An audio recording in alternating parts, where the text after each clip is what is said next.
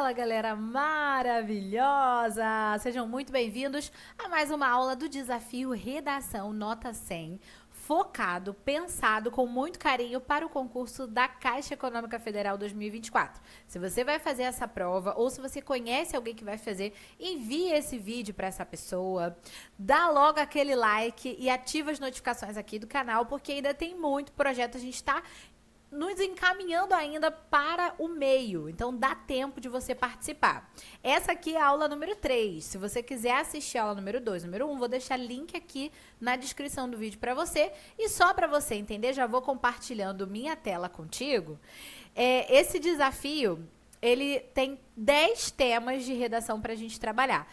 Todos os temas são retirados das pastinhas da Caixa. Tem tudo a ver com o conteúdo programático do edital. A nossa intenção aqui não é adivinhar o tema que a Caixa vai cobrar na redação, mas é claro que a gente trabalha o máximo de conteúdos possível que possa ali ser útil para você na hora do desenvolvimento, na hora da sua argumentação, e todos eles têm a ver com a prova objetiva também. Então aqui a gente já vai matando vários coelhos aqui, coelhos metafóricos, porque defendemos os animais. São 10 pastas retiradas do conteúdo programático que esse conteúdo vai estar também na sua prova objetiva. Então tá valendo, tá? Então vamos lá. O que a gente tem aqui? Pasta número 3. Não deixe de conferir as pastas 1 e 2, que estão muito boas também. Do atendimento bancário, o assunto de hoje é inclusão, mas é algo bem específico, tá? Olha aí o texto número 1, eu vou me retirando da sua telinha, não fique com saudade que eu volto já, para que você possa ler com tranquilidade, tá? O que é interseccionalidade? Presta atenção nessa palavra que está presente em muitas discussões de inclusão, em muitas discussões de atualidade, e interseccionalidade é um assunto trabalhado inclusive dentro da Caixa para os funcionários atuais. Então se liga, tá? O que é interseccionalidade? Interseccionalidade é uma das ideias que nos ajuda a perceber que cada um de nós é atravessado por diferentes marcadores que operam de formas combinadas. Não é possível pensar a realidade da mulher brasileira sem levar em consideração o racismo que marca a nossa sociedade. Da mesma forma, não é razoável discutir o racismo sem levar em consideração as demandas e experiências próprias das mulheres negras. Ainda que o conceito tenha sido inicialmente mobilizado para pensar principalmente essas duas categorias, gênero e raça, outras poderiam ser acrescentadas, uma vez que vivemos em um mundo cujas estruturas sociais são marcadas, por exemplo, pela divisão de classes sociais e pela presença da homofobia e do capacitismo. Esses fatores se combinam de forma que os indivíduos tenham experiências múltiplas, muitas vezes marcadas pela limitação do acesso a direitos e oportunidades. Então, nesse primeiro momento aqui, eu vou até trocar a cor da caneta, vou botar uma caneta azul para destacar melhor. A gente já falou sobre experiências próprias das mulheres, que são diferentes das experiências das mulheres negras. A gente falou aqui, o texto falou sobre racismo, o texto falou sobre gênero e raça novamente, o texto falou sobre homofobia e sobre capacitismo. Então, a gente tem um trabalho de diversidade geral, Não estamos falando de um problema específico aqui no texto. Pelo contrário, a interseccionalidade justamente vai trabalhar o quanto todas as possibilidades de traço se cruzam na vida que é diferente para cada um, tá? Então, vamos continuar aqui a leitura. Ainda que o conceito de interseccionalidade seja relativamente novo, atuais negras elaboraram ideias precedentes que constituem sua base.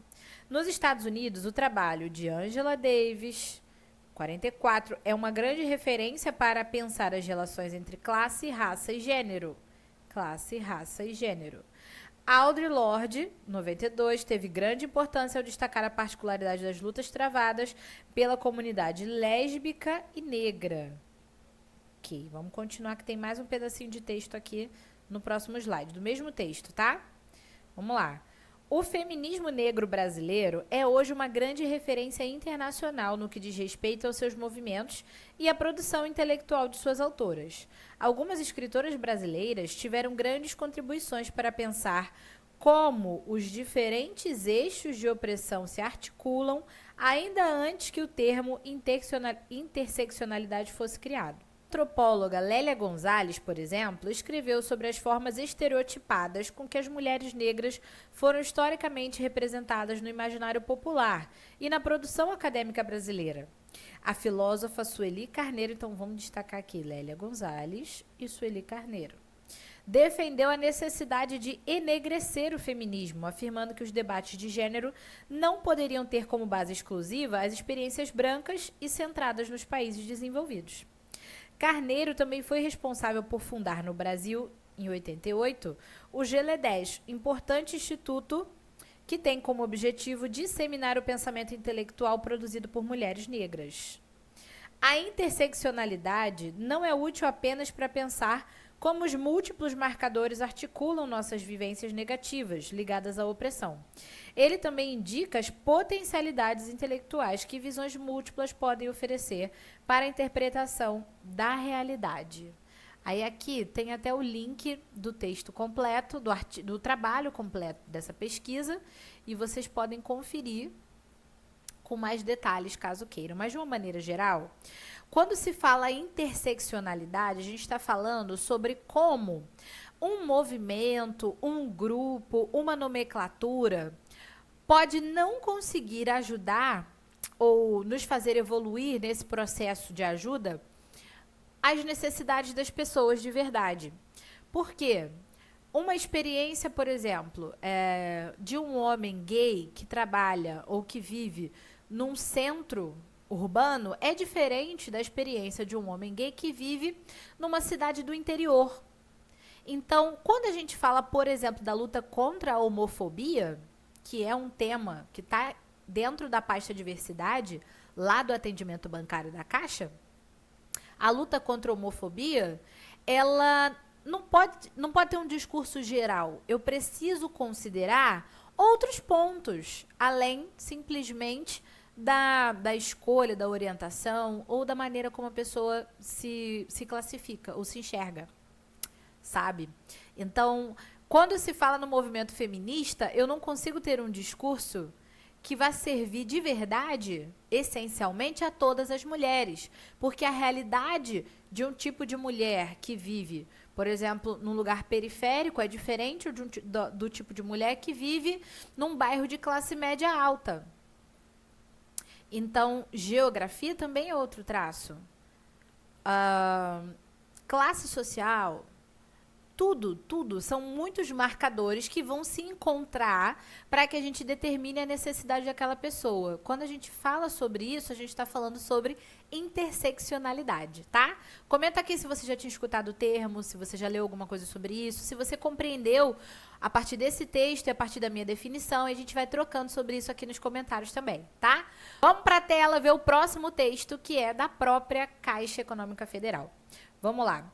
O termo interseccionalidade tem grande importância dentre as discussões de diversidade e inclusão, pois permite que vejamos como as diferentes formas de opressão não são isoladas, mas se interconectam e se reforçam mutuamente. Diferenciar essas nuances permite compreender e abordar a discriminação em sua integralidade, em vez de tratá-la de forma segmentada. Nesse sentido, o termo refere-se à ideia de que características identitárias como raça, gênero, orientação sexual, identidade de gênero, geração, aqui é a questão do etarismo, né? Pessoas com deficiência, o capacitismo, se propõem, ou melhor, se sobrepõem e se cruzam de maneira a moldar a identidade de cada indivíduo. Entender a diversidade de forma interseccional é fundamental para a construção de ações que propiciem a equidade de oportunidades. Então, se você quer um ambiente mais igualitário, se você quer promover equidade de oportunidade, você tem que considerar mais do que um traço apenas de cada pessoa, né? Compreender a interseccionalidade das identidades também nos permite analisar a complexidade das barreiras enfrentadas por cada indivíduo. Então, aqui a própria Caixa Econômica trazendo esse tema, tá certo? A partir daí, confira comigo a proposta de redação que vai valer para essa nossa aula aqui. Olha só. Com base nos textos lidos aqui e sua vivência, escreva um texto dissertativo argumentativo sobre o seguinte tema: o conhecimento gera a empatia. A importância dos estudos para a humanização no atendimento. Atenção. Lembra o que a gente sempre fala aqui. Cada palavra do tema conta. Cada palavra do tema tem a sua importância. Então, vamos devagar.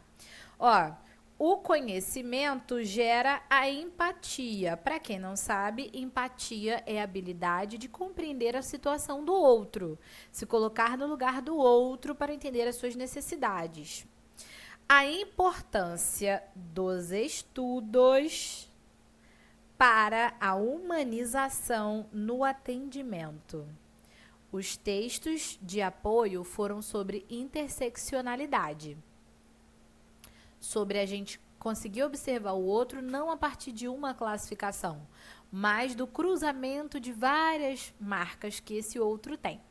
Aí o tema traz pra gente o seguinte: a importância de estudar para conseguir humanizar o atendimento ao cliente. Esse é um tema importante para a Caixa. Esse é um tema quente para o concurso.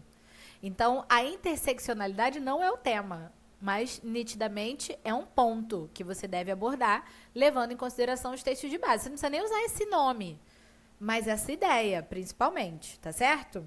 Eu coloquei aqui um resumo do que eu faria. Ó, tese: entender o outro e suas necessidades é essencial para um bom atendimento. A questão do atendimento... Deixa eu sair da tela. A questão do atendimento não pode ser esquecida, tá? Porque isso aí é básico no tema. É chave no tema.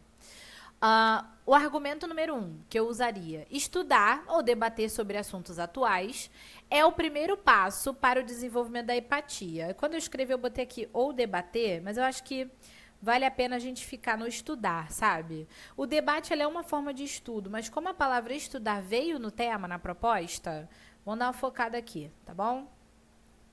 Argumento número 2. Não se pode resumir um grupo ou uma necessidade de forma geral.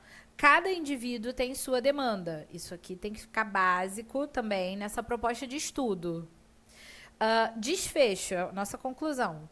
É urgente o investimento em capacitações sobre diversidade e sobre técnicas de inclusão. Então, olha só, eu usei aqui capacitações. Você pode falar em cursos, treinamentos, pesquisas, alguma coisa que remeta ao estudo, né? Porque isso veio no tema.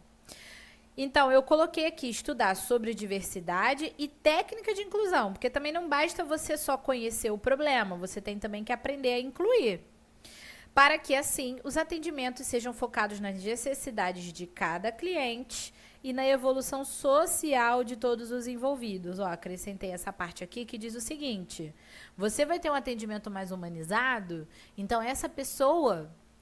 na verdade, essas pessoas, né, tanto o cliente quanto o atendente, eles vão evoluir. E isso faz com que a gente evolua como nação, como sociedade, como cidadãos, né? Essa aí eu acho que é a cartada ideal para a gente conseguir um bom desfecho aqui. Ó, eu fiz uma introduçãozinha aqui pra gente. Veja aqui, tem uma coisa pra gente corrigir. Quero que vocês me ajudem nessa correção. Ó. A inclusão é uma das grandes chaves para a evolução, não só no âmbito individual, mas também no profissional. Assim, para que atendimentos sejam mais eficazes, as necessidades de cada cliente devem ser consideradas. Isso exige investimento em capacitação e diálogo para o corpo de funcionários. E os benefícios virão não só para as empresas, mas para toda a sociedade. Nessa introdução aqui, eu coloquei a minha tese, ó, incluía uma chave, né, para evolução, tanto da pessoa quanto da empresa. Assim, levando em consideração esse desenvolvimento da empresa, né, para que os atendimentos, que é uma palavra-chave do tema, sejam mais eficazes, as necessidades de cada cliente, que é o meu gancho para falar da interseccionalidade, devem ser consideradas. Isso exige investimento em capacitação e diálogo para o corpo de funcionários. Aqui eu vou entrar com a parte dos estudos, da pesquisa. E os benefícios virão não só para as empresas, mas para toda a sociedade, tá? Que é a minha finalidade, tá? Então, vamos dividir aqui, ó, tese, que é a ideia principal. Aí, aqui eu tenho argumentos e aqui eu tenho finalidade. Minha introdução está completa. Quando o corretor lê essa introdução, ela pode não estar nem boa, né? Você pode falar, tá muito ruim, professor, não gostei não, tudo bem. Mas ela está completa. Eu tenho a apresentação da tese, eu tenho prévia da argumentação e eu tenho prévia do desfecho. Tá completa. O corretor lê e ele sabe o que eu vou fazer quando ele lê a minha introdução, tá bom? O que eu quero que a gente corrija, deixa eu mudar a cor aqui do babado aqui. O que eu quero que a gente corrija? Aqui tem 2 vezes a mesma estratégia de construção, ó. Não só não sei o que, mas também não sei o que lá. Aí aqui embaixo, não só não sei o que, mas não sei o que lá. Então ficou igual. Como é que eu posso corrigir isso aqui? Como você corrigiria? Ó, aqui, em vez do primeiro, não só no âmbito individual, mas também no profissional, eu posso usar tanto no âmbito individual quanto no profissional. Fazer aqui o Faustão, tanto no individual quanto no profissional.